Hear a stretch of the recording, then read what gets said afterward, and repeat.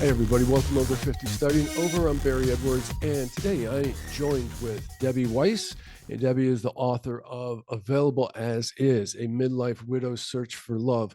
And this is a really terrific book about her journey to find companionship again after surprisingly finding herself a widow at 50 years old. And it's a story of kind of almost a coming of age, because as Debbie relays to us, that she was very isolated in her marriage, and she had a lot to learn in going out into the dating world. And so it's in a lot of ways a cautionary tale of getting back out there and dating again.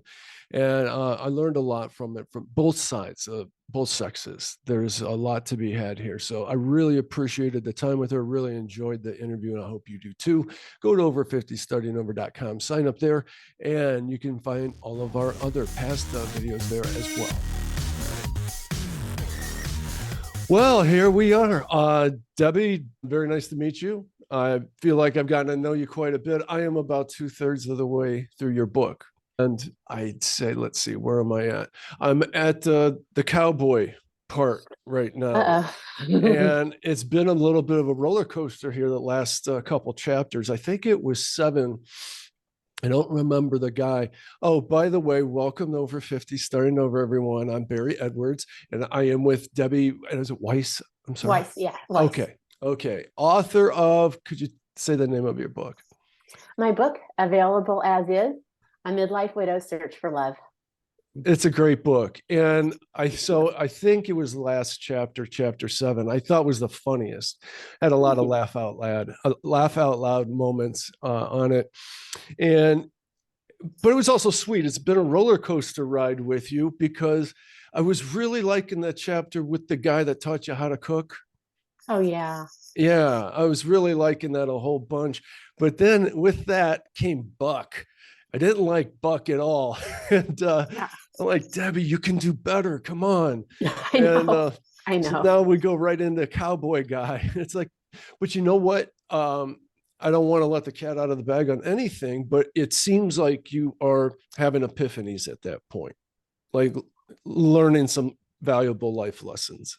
Is that correct? You're right. If you hang in there through the book, the character, the narrator, I hate to say that it's me, because that was a long time ago, does have her epiphanies and comes to deeper understandings you say of that life. And that's really important. There's a lot of good lessons there. And as a guy, it made me very embarrassed for men in general. And it also shed a lot of light on my own regrets of when I was single 15 years ago and prior, how immature I behaved. And boy, these guys, to this point in this book, a whole lot of immature behavior in all kinds of different ways too. Everybody's got their hangups. And I started thinking a lot about that. And I was thinking that if you're in a position where you would take your clothes off with somebody for the first time, that makes you extremely insecure. That will bring out your insecurities, which in turn, I think insecurities make us self-centered. And I'm just trying to put that all together. Like, why do it could bring out our worst selves, when other people would be like, oh, that's the greatest guy in the world. It's like, well, you date him. So it really is bringing out a lot for me as a guy. And I do want to mention that I bought your book on Amazon. You have 73 5-star reviews.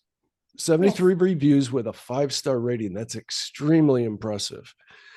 And so not only do I want to talk about everything you've learned about dating, but I want to talk about your journey as an author. I like to talk about those for the people on the show that are like all of us, have that book in them. Maybe it's half written and that kind of thing. Yes. So any kind of inspiration you could give us in that regard. But I also want to ask you, well, where are you romantically today with things? My life is very different.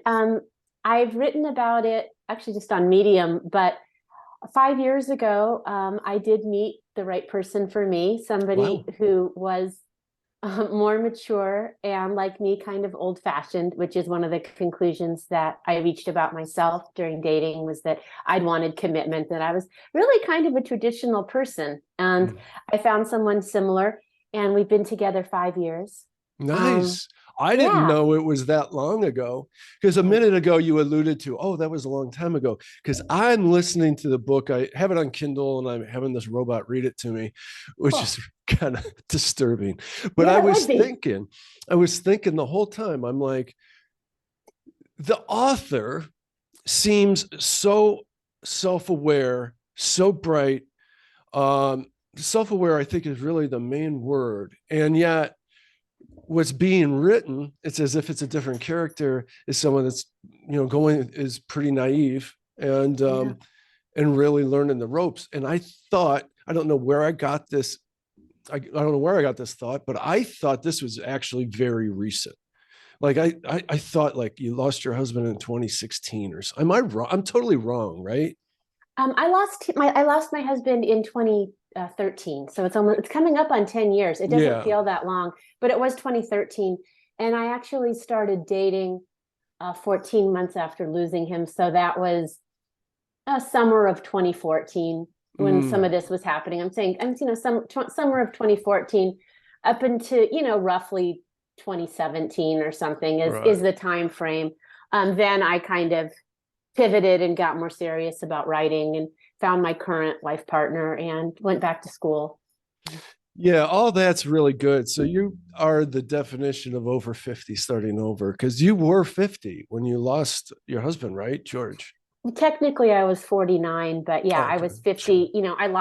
I was 49 and a half. I lost him in April 2013. I remember August 2013 turning 50 and just being, really alone because he was gone. And And well, you described yourself over and over again as being very isolated.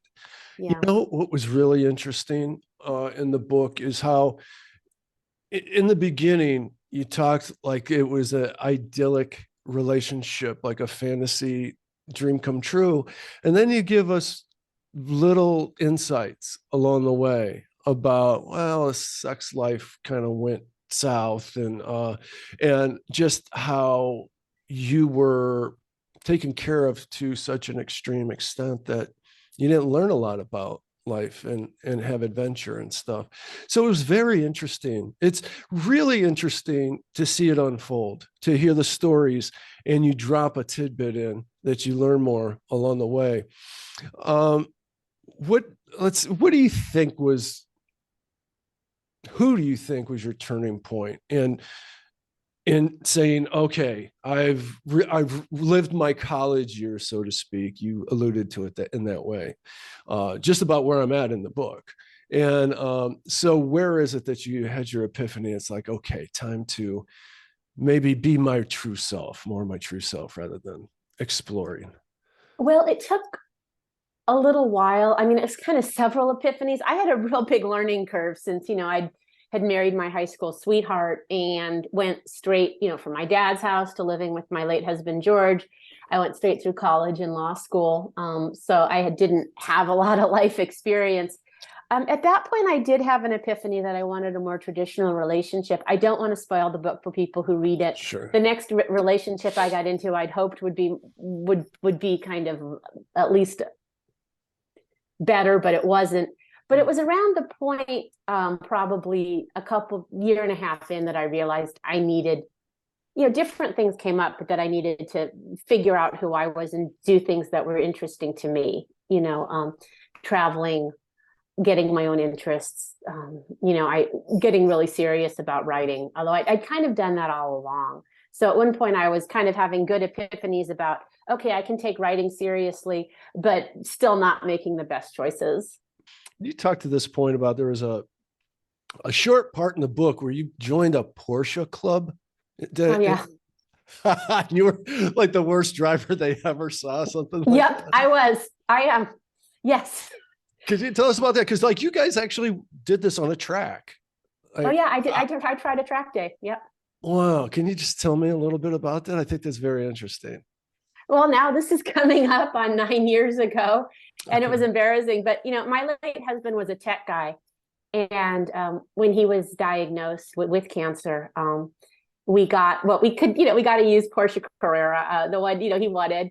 He was kind enough to get a PDK because I can't drive a stick. I joke I'm a Jewish girl. I can't drive stick shift. But when he passed, I had the car and I was very isolated.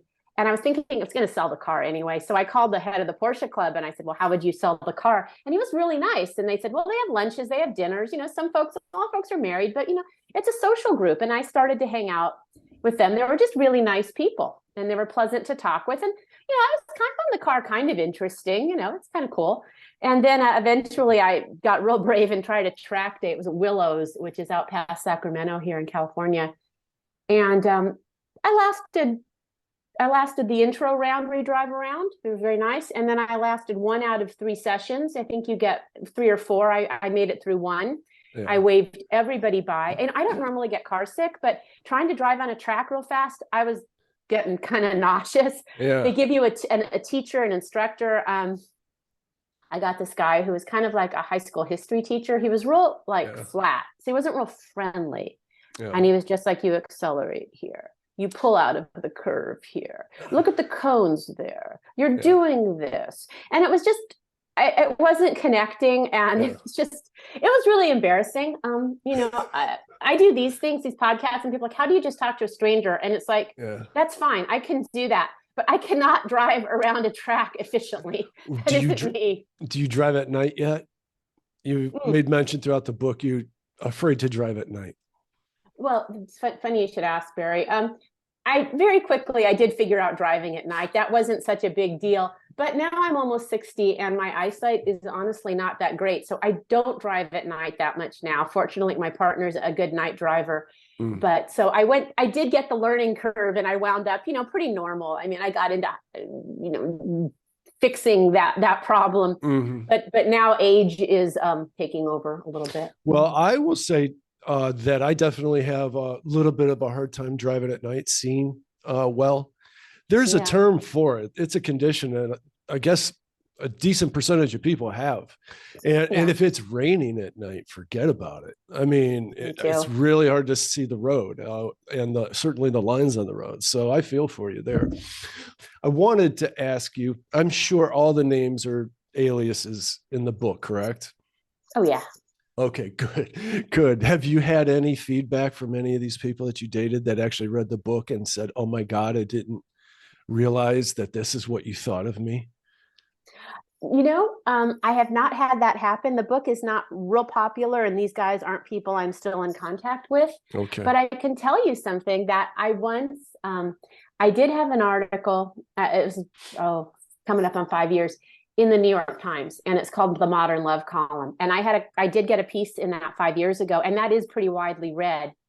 And I did write about a different guy. He's not in the book. And I had to use his real name. That's just what they required. And he was an interesting individual, estranged from his family. I had to tell him it was coming out as a requirement. And some of his estranged family contacted the Times as a result of this. So that was my big moment of, oh, crud. For sure. What was the response from the Times? Why did they contact the Times? Did they think it was a little bit slanderous or something? Was that it? I don't think so. I don't think it was slanderous. I'm a former lawyer, and I'm going to tell you the threshold for slander is really high. People say, you've defamed me. Doesn't work that way. But not getting into tort law for now. I think the problem was that they were estranged from him. And I don't know if they were trying to say I'd done something wrong or if they somehow thought something in there was something they wanted to let him know about. But somehow they contacted the Times to talk to me and, and they didn't give out my address. And I have a website. I mean, I'm pretty easy to find if you want to. So I don't really know what that was about. Fortunately, I didn't have to. Yeah. Are you still writing regularly? I should be, but I'm not. No. Promoting the book is taking a lot of time, but I do write, and I have a couple, I've had a couple, like an article came out recently. I have something coming up in a couple months in the Huffington Post. Oh, okay. So I do, and I'm planning to write again. I'm just kind of getting geared. The drag about writing a book is once you do it, and if you want to get it out there, you have to promote it. So you think you're a writer, but instead you're trying to figure out the algorithm for Amazon ads or all this stuff that is so far removed from writing and so outside the skill set of a writer. Mm-hmm. No, for sure. I've talked to a lot of authors about that, and this, self-publishing route seems via Amazon seems to be the best way to do it today. But you don't get the publicity machine of a large publishing house behind you. So you're doing it. You got to do it on your own. Well, I'm not self-published. I went with a hybrid publisher called She Writes Press, which is an award-winning hybrid publisher for women authors. Cool. So it's an indie publisher and it's curated. So that's great. They only take a certain number of books per year. They take books that meet their standards, and they have no problem saying, this needs more work. So the hybrid publishing was good that way, but you have to hire a publicist, which in my case was not successful. I'm doing this all myself. And you get some education, but I've also heard even these days traditional publishers aren't doing a lot to promote unknown authors. It's just very difficult as an unknown author, wherever you are. Do you have a methodology for how you wrote the book? It seems very professional.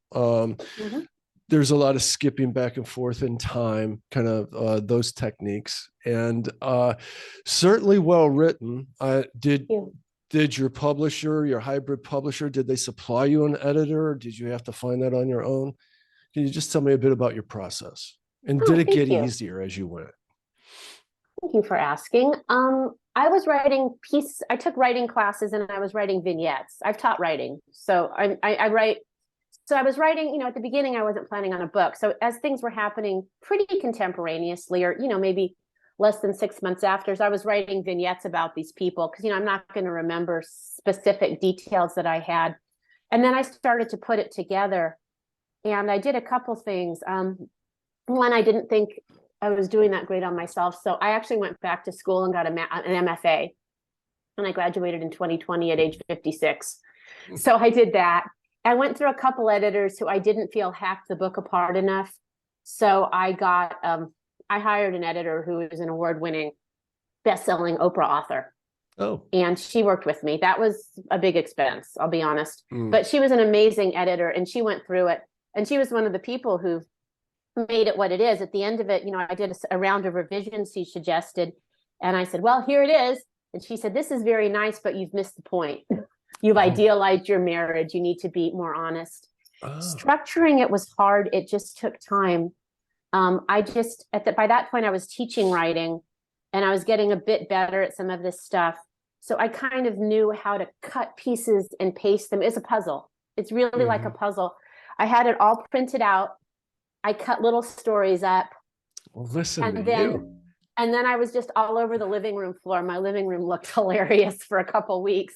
And I would just staple and tape where things went. And that's kind of how I did the braided, because I needed backstory, but I needed it to start when I was dating, not when my husband had cancer, because it really is a story of recovering from widowhood, not what came before. So I really had to focus and just think it through. I wouldn't recommend this, but legal training does help with this because I've written really long appellate briefs and things where you need to have a coherent structure. Okay. Now I'm a real digital person. I just always, when I got computerized, I was like, wow, this is the greatest thing in the world. It's very handy. So, but I appreciate your way of doing it. And my girlfriend, Lisa, would do it that way too. She prints out everything because she needs physical something. But there's a tool, I don't know if you know of it. It's called Scrivener for writers. Yes.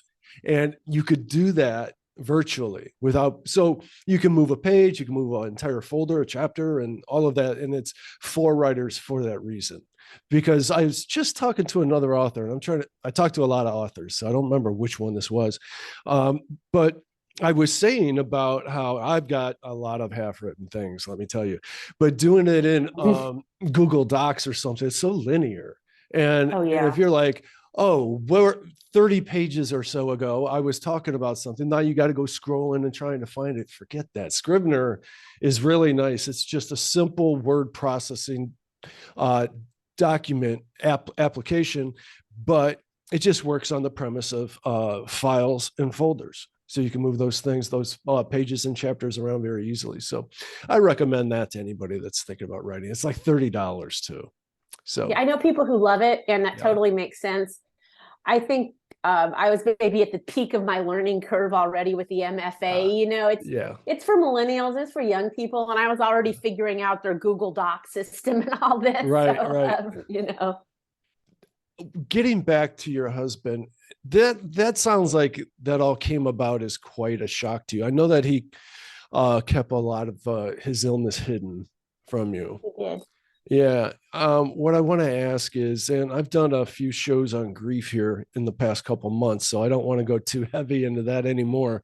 I want to talk more about some funny stories maybe, and what I've been wanting somebody forever to come on here. We could talk about dating over 50, just in general, I'm happy to do that. Well, I haven't had anybody else. I haven't been able to find anyone because, like I said, it's been 15 years since I've been happily off the market. And after reading your stories, I don't ever want to go back out there. Now, 15 years ago, both Lisa and I experimented with both the two big dating websites back then, eHarmony, and that's like, in my mind, that's the relationship application. Is that still out there? Do you know? I believe it is. Okay. I was never on that one in particular. Yeah. For some reason, I lacked the patience to fill out all those questionnaires to start. Yeah. Then the other one, I thought of it. It was like the nightclub, the hookup one. And I just can't remember the name of it. Are you thinking of Tinder? No, that's so recent. That's so recent. And from I only first heard of it a few years ago. So to me, it's swipe right or left. Yeah. My dating life was pre-smartphone, flip phone maybe. Okay. You started out on a site called J something's for Jewish. J-Date. Yeah. J-Date. And it seems like you experimented quite a bit with that before you expanded beyond. What would you say your overall experience was with J-Date? Do you recommend it? That's tricky because I was on this, coming up on 8 years ago. At the time, I lived in a suburb. I lived in Danville, which is, let's say, an hour southeast of San Francisco, probably worse these days with traffic, more like 30 minutes when I was growing up. But, we're here in Northern California, it's traffic. So I was in a suburb and there weren't a ton of people on J-Date who were in my suburb. So the range was limited. And this, your listeners, someone's going to hate me for this, but I can say this because I'm Jewish. I'm not religious, but I am Jewish. A lot of the guys I met had mommy issues. Oh, wow. Huh. I mean, they really did. If you look at the in the book, I go through a few J-Date guys. 2 out of 3 of the guys I talk about had mommy issues. And meaning that just a little too close to the moms. They not letting go. Somehow they were traumatized. They hadn't recovered from their childhoods. Their childhoods had been a big deal. The moms were withholding, or moms were overly disciplinarians or something. And apparently that's why they had spent most of their lives single and miserable. Wow. Let's blame somebody. Yeah. I've read that that's a huge issue with the younger people today. That there's a phobia about dating, and it's tied into online porn too. They're not looking for real interpersonal sexual relationships because there's so much porn online available. So it's really affecting relationships, and women are having a hard time finding so-called real men, and men are just kind of scared off by modern women or girls. Maybe they are. I don't know. I guess I can just give you my view, and it's going to be kind of weird, and we'll see what you think.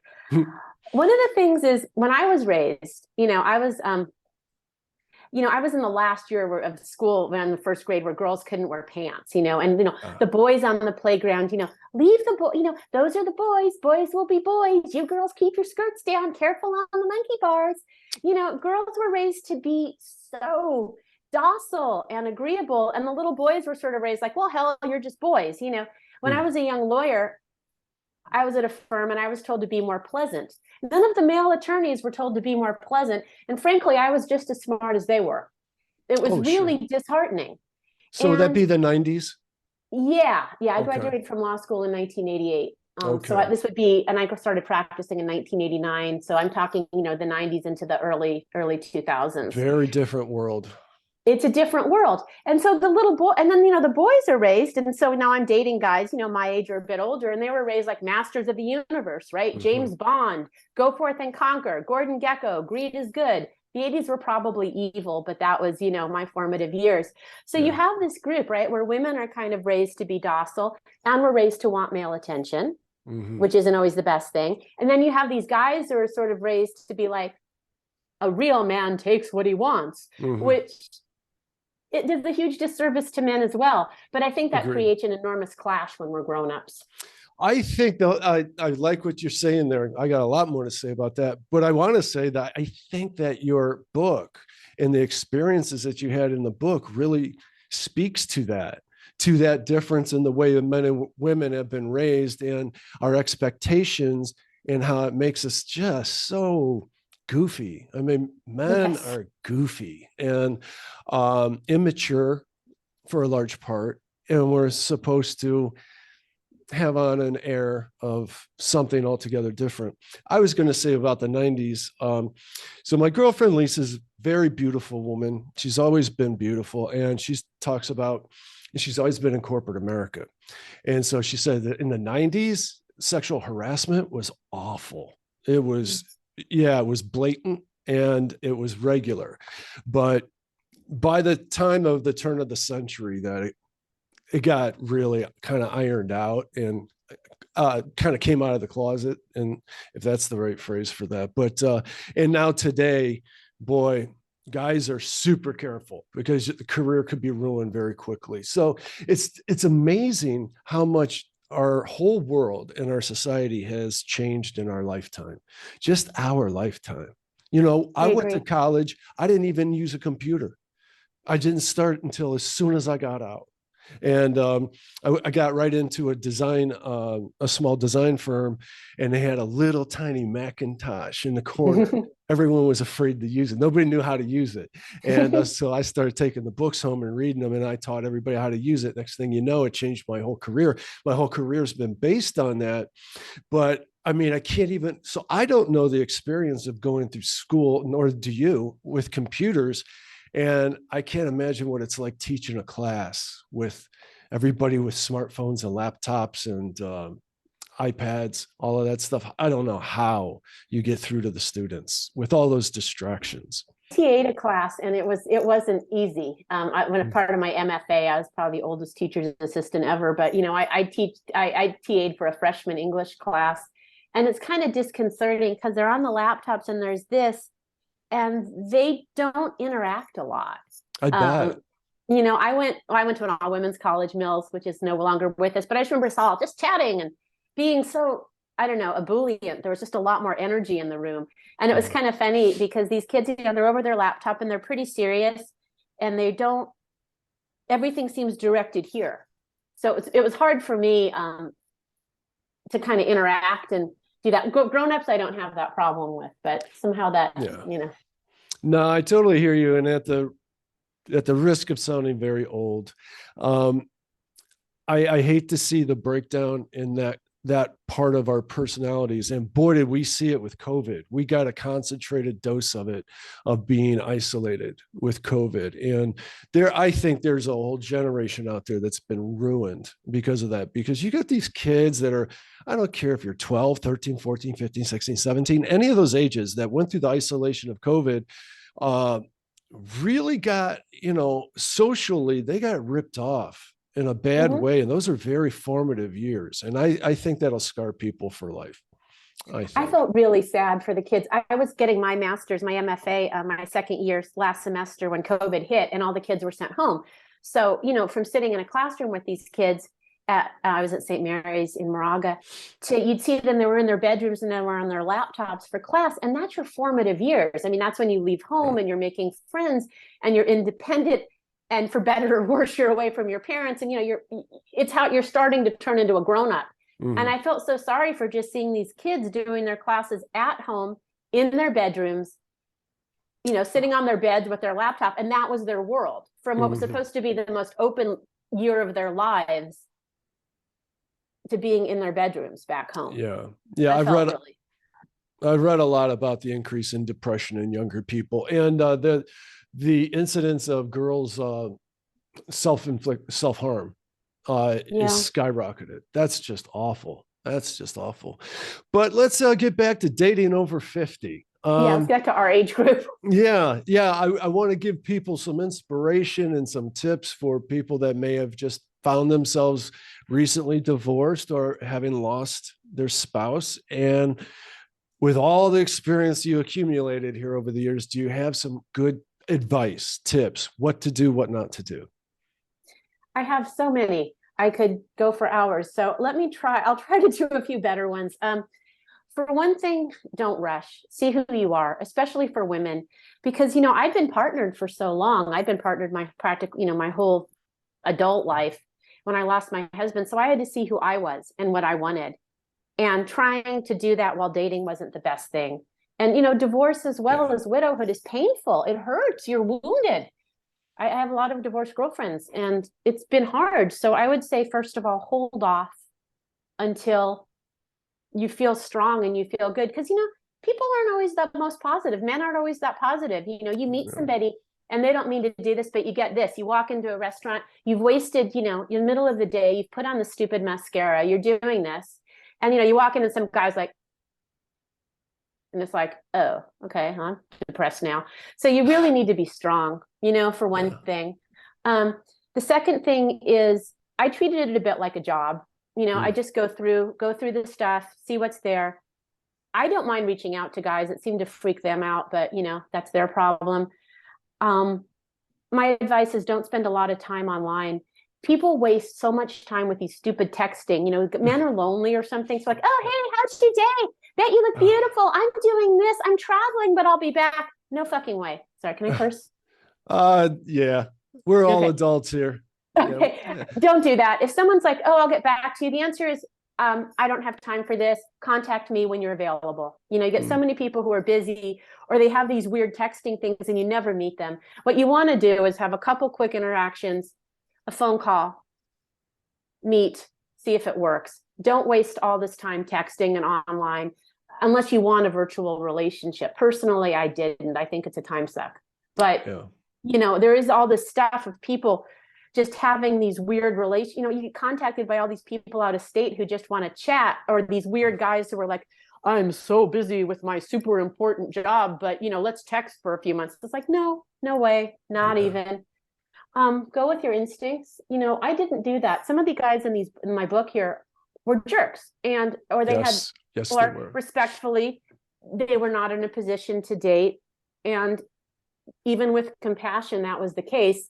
But I didn't see that because I was so naive. I hadn't dated since I was 16 in 1980. But Mhm. if your instinct is telling you this isn't great, you trust your instincts. I think that's really important.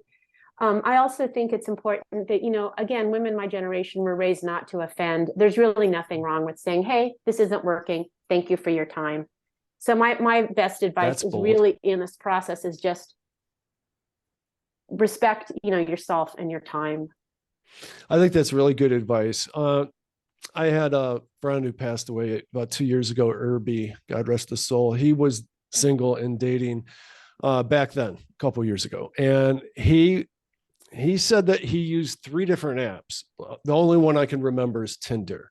But he said you had to triangulate between the three because everybody was on all three and they gave different sides of their personality on the different Mm. apps.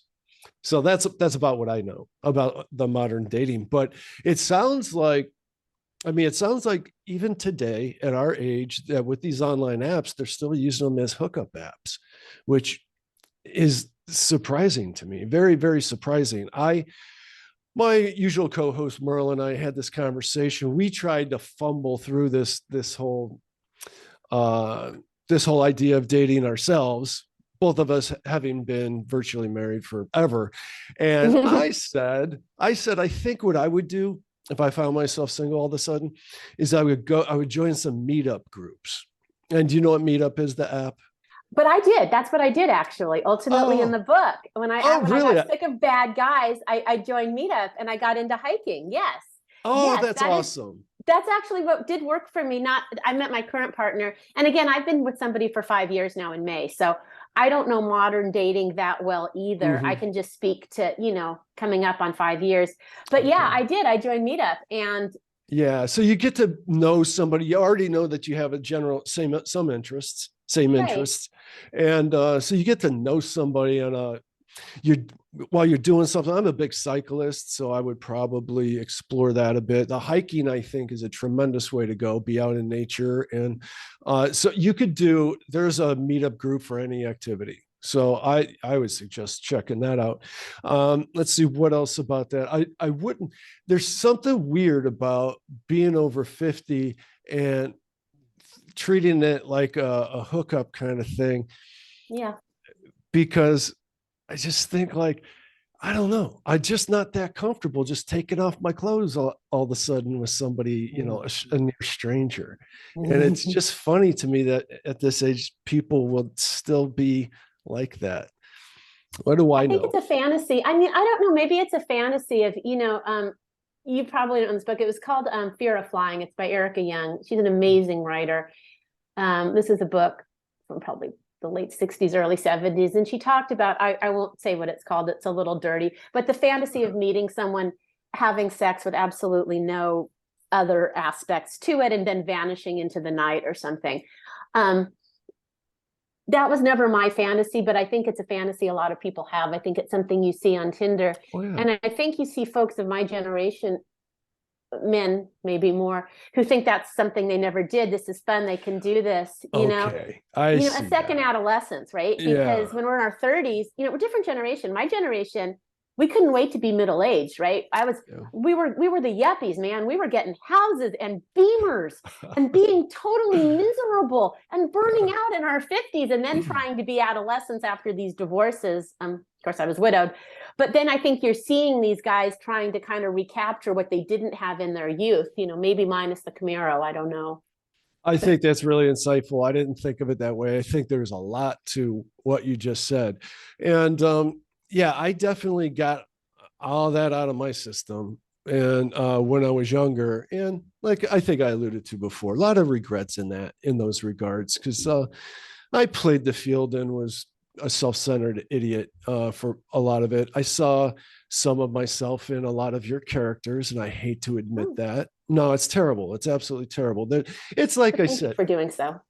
Oh, it's like I said, that there are expectations for us of our age, being a man, and you can't really live up to them. And so Mm. we get these kind of insecurities, and we get in our own heads, and it just, and then I think when you try to rush an intimate relationship, it'll bring out your worst self.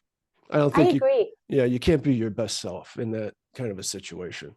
Oh, No, you I know what? agree. Something I did that I would recommend back before Lisa, um, BL, life BL before Lisa, uh, salsa dancing lessons. I've And heard that from other people. Yes. and it was tremendous. It was Monday night. What else you got to do on a Monday night? The most awesome people. There's a lot of really cool people out here in the Heights, especially a long time ago. We're in such a cutthroat society now. Everybody hates each other. But back then, 15 years ago, it was so fun. It's a very diverse area. And like, it seemed like every nation in the world was represented there, which is very cool. Yeah. And but I was never really good at dancing, and it's hard. Salsa dancing is very hard. But if you get the basics of it, you could do like any kind of dancing from there. So it was all, I would highly suggest that. Or you did in your book, you did some kind of dancing. I did a swing dancing thing, which Yeah. was not a huge success, but I Mm. think at a different time, and a different kind of place, and maybe not in the little suburban town.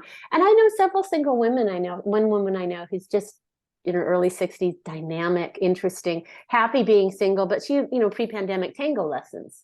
She did tango. People, I think That's dancing is hard. great. It is. Yeah. See, I'm not coordinated enough. I had to hike because, at least you can Yeah. kind of, you can plot I along. think hiking's that, yeah, and you don't have to think and concentrate. You're actually, it's about being relaxed. It's And really great too, because you're not pairing up. You're not worried if someone's going to ask you to dance. I mean, I remember my high school yeah. dances being paired. I'm 5'9" and I was 5'9" when I was 13. So boys did not ask me to dance very often. And I was a nerd. So this is painful memories. But, hiking, you don't care how you look. You're not trying to dress up. You're not trying to impress anybody. You just go and you can do it on your own if no one's talking to you. And I remember I found it refreshing because I wasn't trying to look nice or impress anybody. I was just there to exercise That's another and good see the point. scenery. And so were the people. And if I talked to guys, great, And I met better men hiking. I mean, I Okay. didn't find my true love. I did date one fellow who was very nice, but it was it did seem like a nicer group of folks because they weren't trying to do anything for the most part beyond the same Yeah. thing, work out, and Yeah. chat. Yeah. And they weren't trying to trying to impress you or anything. It was nice. Yeah. I think it's great advice. I really do. And you're right. It's like we got our latest dog. We had a 4-year gap here without a dog, which I've had dogs my whole life. Lisa never did. But we now have Charlie, and he is very beloved. And which means I'm out walking him about 3 times a day, meeting all the neighbors. And we've recently kind of happened upon an informal dog group in the mornings, weekday mornings. We meet by the lake around the corner from me and let the dogs play off leash. And so I've been doing that with them like 4 or 5 mornings each week for about the last 2 or 3 months, and realize I only know like 2 of their names. We just care about the dogs. But I'm starting to realize 2 of them are in the Cleveland Orchestra. One just quit from the Canadian Orchestra. The guy I just walked home with a few days ago, we're leaving at the same time. He's a genetic scientist at Case Western University down here. And these are the most interesting people. I guess Yeah. moral to the story is don't get a dog because you want to date. But if you are inclined to get a dog, I think it would have that kind of a fringe benefit. You can find, here's what I really mean. Dog people are so nice. They're Cool. cut above. Dog people are just such nice people. I only vaguely remember how you first met your husband. You kind of grew up together, sort of, didn't you? We did. We did. It's actually kind of unusual. His mother and my father are both nuclear physicists, Oh, and wow. which is rare. And they work together at Lawrence Livermore here in Northern California. So they knew each other. And George's mom was Louisa. She's still with us in her 90s. Is very social. So I would, we met up over the years since he was 4 years older. I was 7 and he was 11. And we just kind of kept gotten thrown together at family events until we sort of clicked when I was 17 and he was 21 and majoring in engineering at Cal Berkeley. Oh, that's so cool. Have your in-laws, and you talk quite a bit about them in the book, have they read the book? Do you know? Well, sadly, my father-in-law passed. Oh, Um, okay. I don't think he read the book. My mother-in-law did. I really, really, really, really noticed how many did not want her to read the book. Um, but she knew I was sad. She's in her 90s, but she's my friend on Facebook. So there you go. Couldn't get away from that. And she, and I told her not to because there are scenes of George, my late husband, suffering that I thought were bad. Oh, yes. And also I talked about those relationships, but she did read it and she seems to have liked it. And she said she recommended it to a few widowed friends who liked it. So Wow. Wow. How about the Gene factor? Because he entered the picture really early on after George's death. And oh it yeah, I remember you're trying to hide that from your in-laws. oh yeah, And they were really keeping their relationship going with you. they And did. they saw you with Gene. And boy, he started out sounding okay, but boy, towards the end, I was like, God, get away from this guy, that guy with the mohawk. Yeah, he wound up, it was difficult. I still feel a lot of compassion towards him because I think that he had a brain issue. I think he had Oh, an issue. He'd been in a bad car accident when he was younger. I think, I mean, I didn't know all this at the time. I think there were some crossed wires, leave it at oh, that. And I think okay. if I had been more with it instead of 4 months freaking out after my husband's death, I would have seen more of the problems, but I wasn't at my best. Of course I not. got grief therapy at that point and, talked to my therapist about it because I Hmm. felt bad for like being in this situation. My therapist said, no, a recent widow is vulnerable. A guy Hmm. shouldn't be going after her that way. For sure. So yeah, that's a little more complicated. I tried to write that with compassion towards him, and I I thought hope, you did. okay, I hope that came across because he's not a bad person. It was just, and it was a difficult situation. And I was not at my best. I was a You were little messed up. very vulnerable, Oh yeah. very, very vulnerable. So no, I didn't like that situation at all. Trying to think, like I said, I really like the one. I can't remember the name you gave him, but it was the guy that helped you learn how to cook. He taught you how Oh to yeah. cook. I named him Francis. Yeah. Yeah, yeah, yeah. You said he just seemed a little bit feminine, like you just couldn't physically get there with him. But I didn't feel he that. definitely filled and I don't know if I want to say intellectual, but maybe or spiritual, but he filled a healthy place in your heart, in your mind. He I did. think. He did fill a place in my heart. I mean, he was kind. He was a loving, kind man. I know since then he found somebody. I think they've been together a long time. He was a dog person. In the book, he was madly in love with his rescue dog, which was Yeah, lovely. So yeah, yeah, he was a good one. I yeah. mean, I don't think he was for me, but my current partner does have some of the traits that he had, which Mm, is nice. mm. How did you meet your current partner? I actually met him online on OkCupid. Okay, Cupid. What was the okay Cupid? I've never heard of that one. So it's just another basic dating site. You fill out a lengthy profile and all of that, right? Yeah, it is. It's a little better because it asks more questions. So it seems to get you to have more information about the person before you meet them, Mm-hmm. which is a good thing. A lot of sites I found confusing because it was like a few of them you're looking at somebody's like, okay, I'm this tall, I weigh this much, I live here, and I like cats or something. You're like, well, I don't know if you're right for me. Cupid seemed to have more information.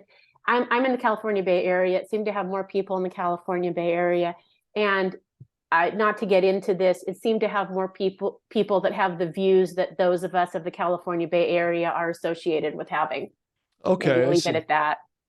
How did that whatever they called it, something like bomb cyclone storm, how did you weather that yourself? I mean, did you get hit? Oh, we did have that. Yeah, the garage was leaking. That was a drag. Okay. But otherwise, the house was okay. I just moved to a new place a couple years ago, and no, about a year and a half ago, and it did okay. But yeah, it was pouring. It was Yeah. terrible. The worst of it, we were actually in Hawaii, so we were just really lucky. I just kept looking at those silly Ring cameras and things, going, "I hope the house is okay." Well, I'm glad that you're in Hawaii for it. It looked horrible. It looked absolutely horrible. So It yeah, was. It was horrible. I and mean, you guys aren't used to that. I mean, it's kind of like when people get snow that don't usually get snow. It shuts down the whole city, and people get terrified. And I think that storm had to do that for Californians. You guys aren't used to it. no, we're Extreme weather. not. No, it's not. It's funny because my dad's, my family's from the East Coast. My dad's from Boston, and I know, Oh, times around. I mean, again, he's 90s now, but there have been other times where it's like it's raining, and he's like, "Yeah, fine, let's just go." yeah, It's right, right, not that right. big a deal. Boston people are as hardy as Clevelanders, maybe more so. Yeah, I wanted to ask about your dad. I wasn't sure if he was still with us, but it sounds like he is. Oh And yeah. what did he think of the book? And Oh, okay. I told him not to read it. I bet, I bet you're bluntly honest about how he was, his uh, deficiencies raising you when you lost your mom. How old were you? 11 or something? I was 10. She died four Yeah. days before my 10th birthday. Yeah. I mean, so you got to understand what he went through what you Oh went yeah. through, Oh and yeah. a heck of a loss. And you gave him a nickname. I mean, what I want to get to though is how healthy your relationship has sounded, though, Oh, it that is. it grew Yeah. into, and what a nice guy he seems to be. Another thing that made me laugh out loud, you described him. He looks kind of like a wizard. He does. Well, the nuclear physicist. What do you know? Oh, Plus, there you go. pandemic, he has this long, he's housebound at this point. He's in his 90s and he has this long beard and he doesn't shave. I mean, he really does look a little like Dumbledore. That's funny. That's funny. I'm just really glad that your relationships seem to get so healthy, because hats off to him for, sure sounds like he did his best, but you were He did. left alone so much when you were really young. And you just talked about spending hours. Leading up to your mom's death, he didn't know how to communicate that to you, the entire process, and he hid it from you so much. And then all these years later, George kind of did the same thing. That's Is true. That's true. Yeah, Yeah. I mean, it's a little different, with my mom. I mean, it was a really strange time. We're talking 1973. Men weren't raised to be right, parents. My mom was the right. parent. My dad was the scientist. He worked, Omniparent. That was your the nickname. omniparent. Yeah, he had to be mother and father to me after she died. And he did a lot. He went to meditation. He got into Buddhism. I mean, he worked a lot to become just kind of more chill and able to kind of take on double the role, right? Because he still Mhm. always had this big career, but at the same time, we had a house and a ranch house and a pool and a cat, and all of those things malfunctioned, and then and then there was me hitting puberty. So Oh yeah, yeah. Oh yeah. He didn't handle that very well. But you know what? You put it in perspective when you said, this is like 1973. yeah, And you talked a lot about how he was kind of an angry guy. And all fathers were back then. I swear to God. In the 70s, it's like they watch a few John Wayne movies, and they're all tough guys. But everybody I know pretty much describe, of my age, pretty much describe their father pretty much like that. Just yet another way how men, like women, but differently, we have different expectations thrown upon us, and it messes us true. up. That's Yeah. true. Yeah, I think it's the expectations. I agree. Mhm. When you were talking about that, I mean, it's hard because we're dating in our 50s, right? And Yeah. all of us aren't in our 20s anymore physically. Mhm.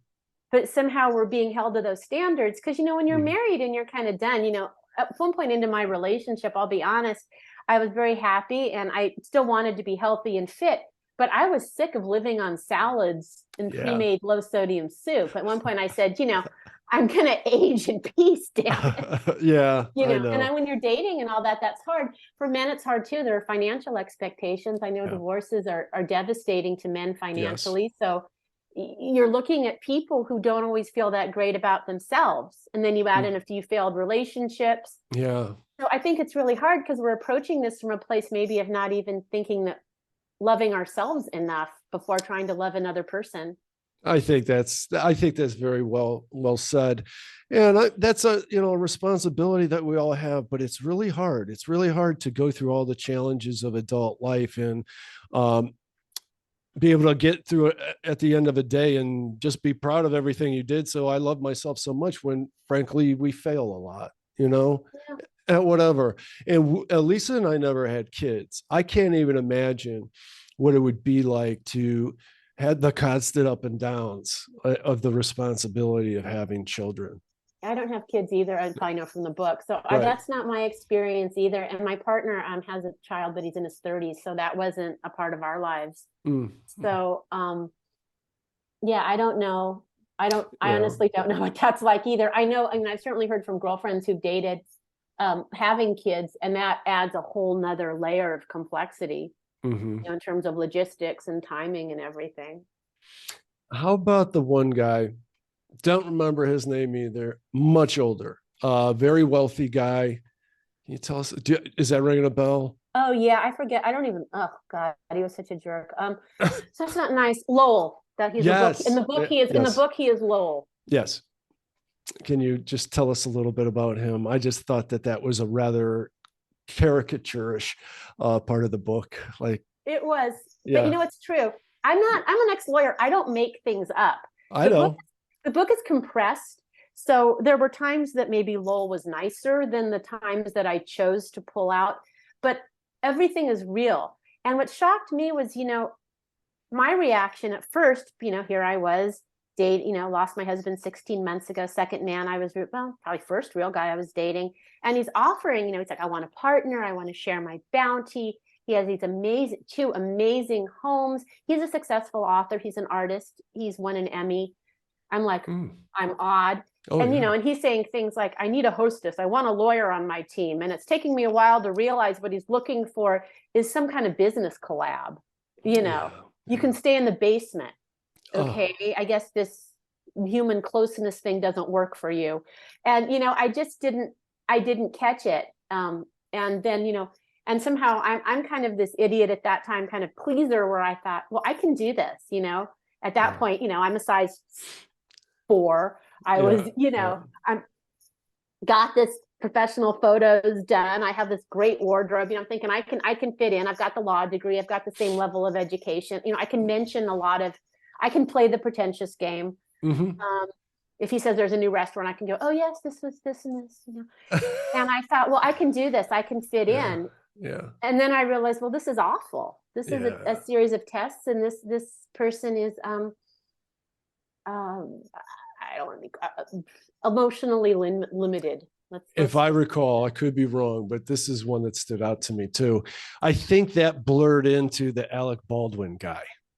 Oh, that was the first guy. Yeah, that was the Was first he? guy. And Mm-hmm. he just sounded like, I'll be perfectly honest. He sounded like a classic narcissist because he would wow somebody with his looks, bringing them in, and then be a really crappy person, and then the push me pull me thing.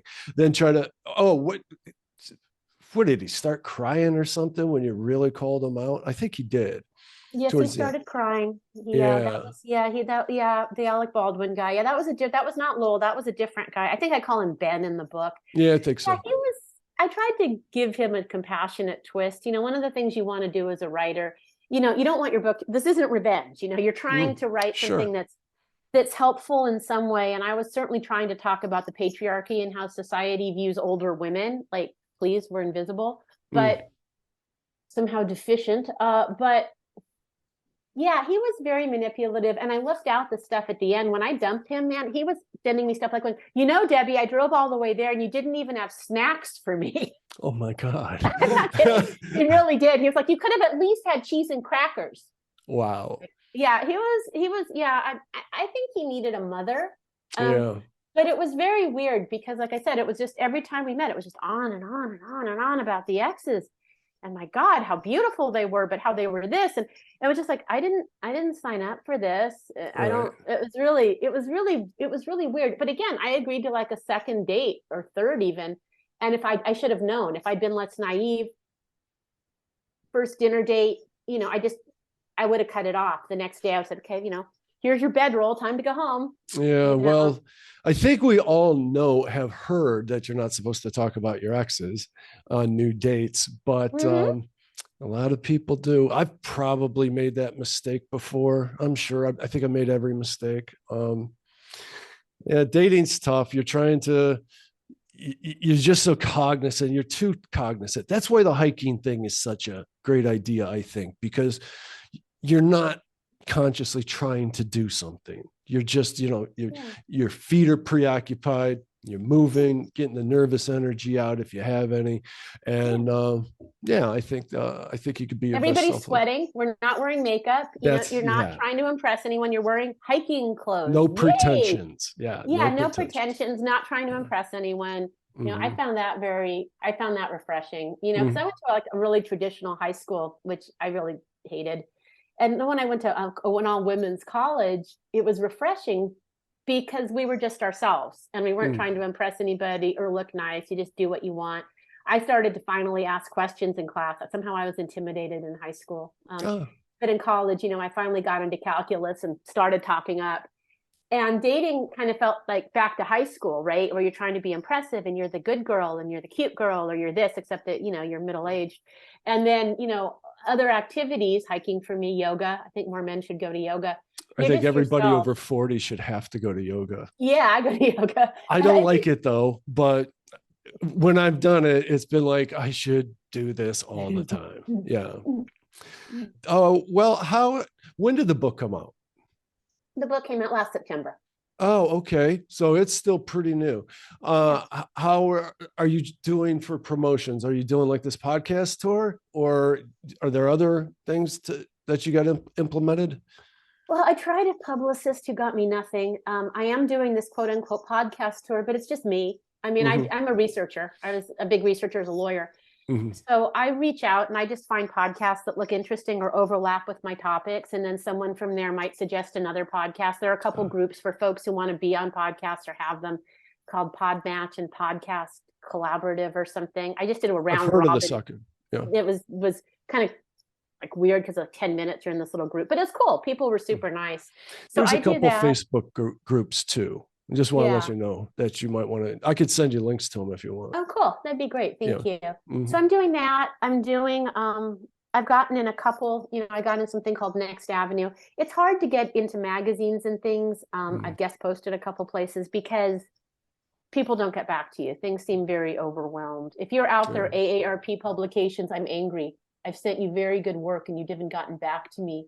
I'm kind of surprised about that because I think their writing is subpar, and I think they would jump on something like yours. I think yours is very high quality. I think thought they should have jumped on it. Maybe you could break some chapters down for them or something, and see if you could do something more digestible bites with the AARP. That's a good idea. Maybe I could do something because I've sent some stuff in and to their publications, and Yeah. so I'm not happy. I have something coming up in Huffington Post. I'm going to try a couple midlife sites. In general, though, at some point, it's kind of stressful doing this on your own, and the book hasn't done as much as I'd like. People don't, a few places have I found, a few places people have found me, but in general, sometimes you kind of have to go, okay, some people have liked it. I think I've helped some people. What's meant to be, that's it. And just kind of looking at it more from a perspective of gathering good experiences and hoping to help people and kind of letting it go. Oh, well, that's interesting. Well, I think it probably helped a lot of people, and it's still got quite a ways to go. I certainly recommend it. Like I said, as I've been going through it, I marvel at the dating over 50, of course, but the female perspective of it, and then to see the male side of it as well. And I think you were very fair in your portrayal of things while also being very brave Thank about you. being open and being open. Is that hard? Is it hard to, you mentioned a couple of people, which of course I thought the whole time, my God, if a mother-in-law reads this, or your father or whoever, has it been a challenge? I mean, and I say this because of the journey that you took us on. You took us on from being a very taken care of younger person that all of a sudden had to face the world and grow a ton. So is it hard to share that, or is it liberating to share that? What really helped me in part was my MFA classes because it was full of all kinds of people who are sharing this, different people, different ages, different walks of life, different, we were all there sharing our stories and with the expectation of putting them out there. It's helpful for me to read some of this and discover that millennials related to it too, not just people my age.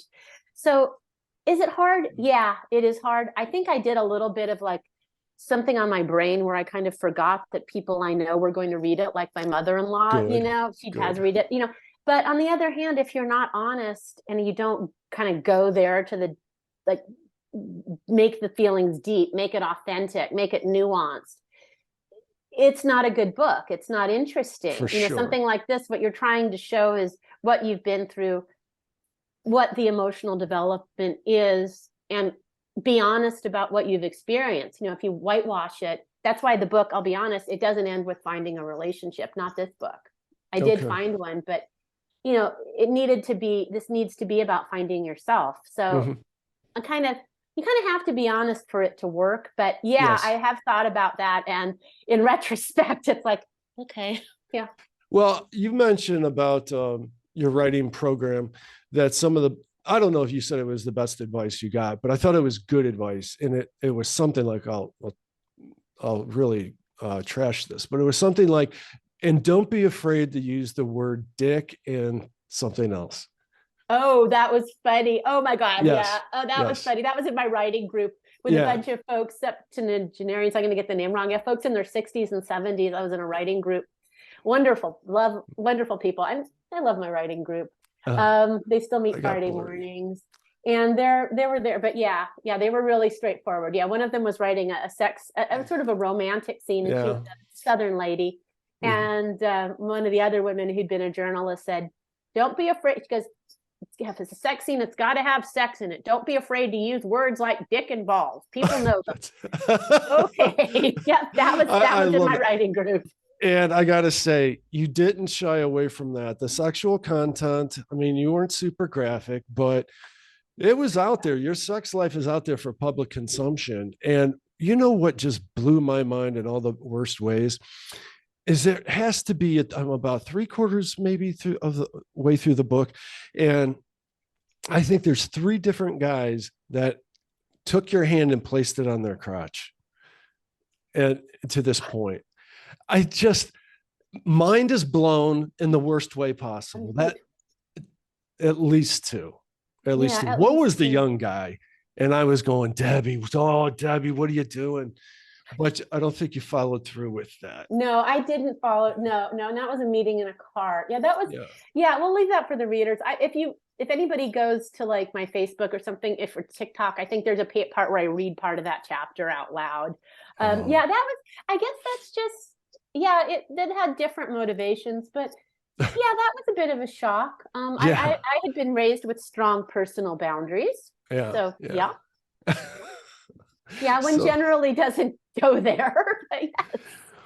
and I certainly wanted to ask you about technique. Do you, are you better writing at a certain time of day?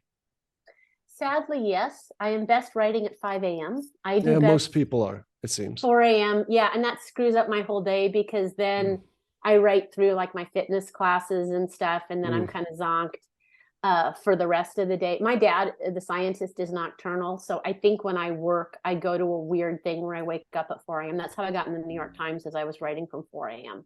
So Mm. like, and that's my Huffington Post.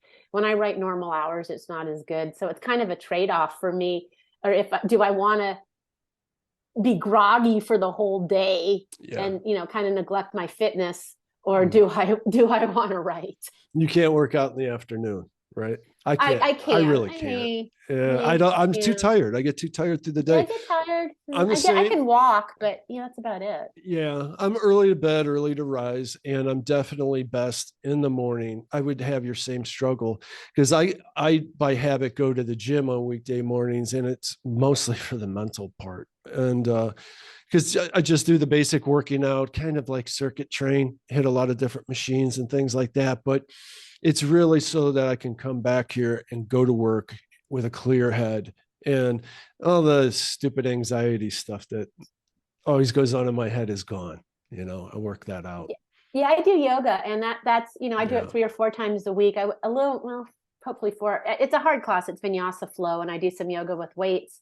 I prefer that to the gym, but I did work out with weights for years. So Mm-hmm. I get that we want to get it done. It helps with the stress because like when I was Yes. stressing about the book, it was like just go to yoga, go to a hard class, sweat. You'll feel better. When you're done, it's just kind of that anxiety is like, well, okay, this isn't anything that's an emergency, and I'm healthy, and I can do this, and it gives you a huge perspective, I think. I totally agree. And you got me thinking, I really should do yoga again. It's just those damn downward dogs. It's like, oh, another one. I mean, I think, and there's different kind of yoga. I bet you know a lot more about it than I do. And Lisa used to do, Lisa was training to be a certified instructor. And that just kind of dissipated. But there's definitely different kinds of yoga. Some of it, that the ones I've happened into, the classes I've happened into, are usually the hard ones, very physical, and it can be very, very hard. I think I, or do you do that? Do you do the hot yoga? I have in the past, but I don't do that anymore. I don't love heated yoga. I had a really amazing instructors who did heated yoga. The really hot one is Bikram, and that's really hard. And I mean, it made me a little nauseous and it's a little uncomfortable. But some people swear by it. I like vinyasa flow yoga because it's kind of close to dancing, and you're moving and but it feels like it's a good workout again, because all the downward dogs and the chaturangas, right? So you're getting all this.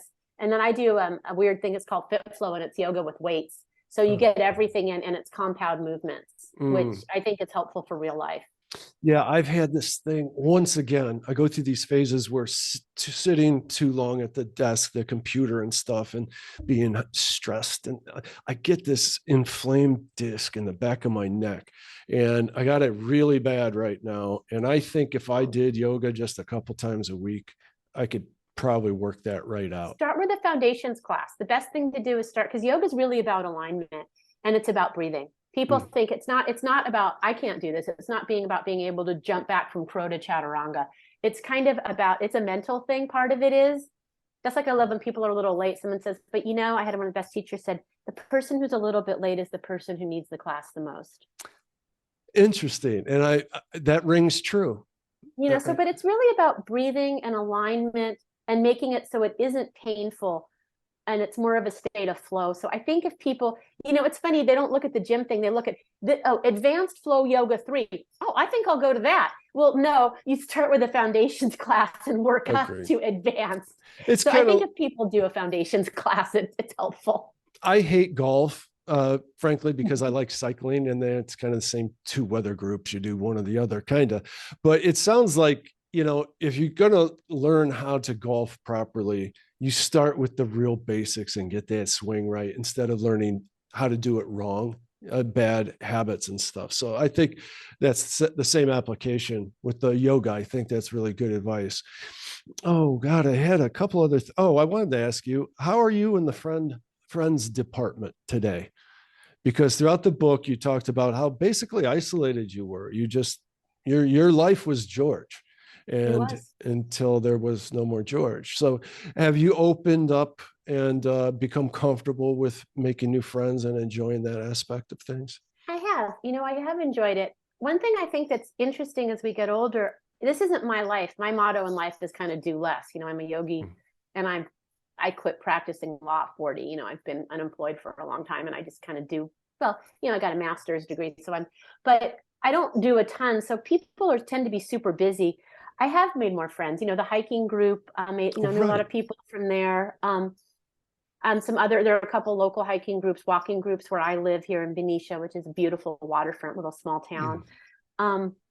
Yoga has yielded, there's a new yoga studio in town, and that's led to some wonderful women to meet and one really nice guy in class. Nice people do yoga. I am more into it. I taught a writing class, that's helped. I book club, reaching out. But one thing I did have to get more comfortable with kind of is the idea that the friendships you have when you're older aren't like your friendships in college. People move. Like there's chapters in my book where I meet women and I have a very close group of women. And most of those women have moved on. They've gotten into relationships. They've moved to different places. They've moved to be near their grandchildren. They've started different jobs. So I've also had to see that friendships at our age tend to be transient sometimes. And maybe a little bit better centered in groups, if that makes sense. Sure, activities like maybe it's hard to get one person to cycle with 3 times a week, but you can find a cycling group and a few of your friends will always be there. That's an interesting way to look at it. I always cycle alone basically. And I'm pretty introverted, generally speaking, and I have my handful of very close friends that I've had for years, but I don't think I venture out. I don't know. I think I'm still trying to get to know who I am. Because I'm contradicting myself as I tell you a few minutes ago that I discovered all these wonderful people walking my dog, and that we get together most weekday mornings and talk about whatever. I mean, we're only just barely getting to know each other's names, but we still hang out together most every weekday morning, and the commonality is our dogs. It's very nice. Yeah, exactly. That's cool. Yeah, I've met a couple hiking groups and I've only gone walking with each of them once. But each time I met people I really liked. And one, I met a wonderful widow and we went for a walk and I gave her my book, and, a few of my old friends actually came out of the woodwork with this book. A couple people did hear about it on LinkedIn, and then through a bookstore I did an event with, and a couple of my lawyer friends I'm going to have lunch with next Monday that I hadn't seen in like 20 years. They came to one of my meetings. A high school friend who I hadn't, came out to say she liked the book. She heard of it on LinkedIn. So that's been lovely. Yeah, that's really cool. I'm going to try to find you on Facebook. Maybe we could become friends there. I want to remember to share those 2 Facebook groups with you. Well, that would be great. Yeah, I think that'd be very helpful. They seem to be very good groups. I want to wind up here. I got a lot to do, and I'm never going to be able to get this podcast out today. I normally try to get it out by before 5 on Friday. Wow. Weekend. I try, but it's not going to happen today. So it may come out on Monday. I'll let you know. Yeah, let me know and I'll share for sure. Oh, thank you so much. And are you much of a Facebooker or social media person? I'm not. I don't want to be. I wish I weren't. But when you have a book, you have to. I took a thing on how to share. So yes, I have an author page, which has about 1,600 followers. I'm on Instagram. Good. I have a few followers on TikTok, but my TikTok videos haven't been too humiliating. I'm on LinkedIn. So yeah, I'm on there. I was posting a lot when the book first came out, but I really don't love doing that. I don't either. Yeah. My partner is very photogenic, but I force myself for the sake of the podcast, and well, I'm a marketer, so I kind of you're a marketer, right? Yeah, I have to in those regards, but I'm not thrilled with it. It brings out our worst selves, it seems, and so I don't like to participate too much. I don't enjoy it either. There's always an author who's doing better than I am. There's always, it makes me feel bad. I never feel that great.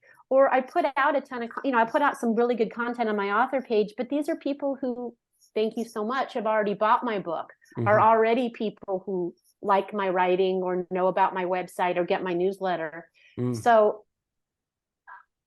it feels like busy work a lot of the time, and kind of an obligation. It's an obligation. Yeah, and kind of like, why am I sharing my soul here? And then as a woman, you don't get that. Maybe you do. Dear creepy men and bots on Instagram, please stop sending me messages that say hello or hey, sexy. I mean, it's a little harassing. It's a little ugly. Yeah, I think so. I get that kind of stuff from what are clearly fake accounts. The pretty girl picture and stuff like that. And I'm not sure why someone spends their time doing it. I'm not really sure. Maybe to give them more of a follower, more of an audience to work with for marketing reasons. I'm not sure. But yeah, all of that it's just really disingenuous. Yeah, like Instagram, please, cryptocurrency sellers, do not contact me. I am not selling crypto. I'm not buying crypto. I haven't been on Instagram enough to know what goes on Instagram. But boy, that was popular a few years ago. TikTok seemed to take that over. But I'm not putting that Chinese spyware on my phone. Like they say they can get all your passwords, everything. So I think I'm going to delete that app right now. I would recommend that. I really would. And even as a marketer, if somebody wanted me to do social media marketing on there, I would refuse. No way. But it's taken over to social media. So it's a double-edged sword. I don't know what to do with that. Well, with that, Debbie, how about we get on with our weekend here? And I really wish you the best of luck with this book, because I think is valuable. I'm looking forward to taking Charlie for a walk and listening to the rest of this here over the weekend. I do think it could do a lot of people a lot of good. I think it's good catharsis. It's good to see ourselves. I've seen myself in you and in some of the people you dated, which again, I find horrific, but it's valuable. It's insightful. So thank you. And I'll share as much as possible. I really appreciate that. Thank you so much. Oh, thank you. Hey, everyone, go to over50startingover.com and sign up there. Get all this to your email box as it happens. If you watch this on YouTube, please like and share, maybe subscribe, but do what I do. Just sign up at Apple Podcasts. If you do, give us a 5-star rating there. All right, Debbie, thanks again. Have a good week. Thank you, Vince. You too.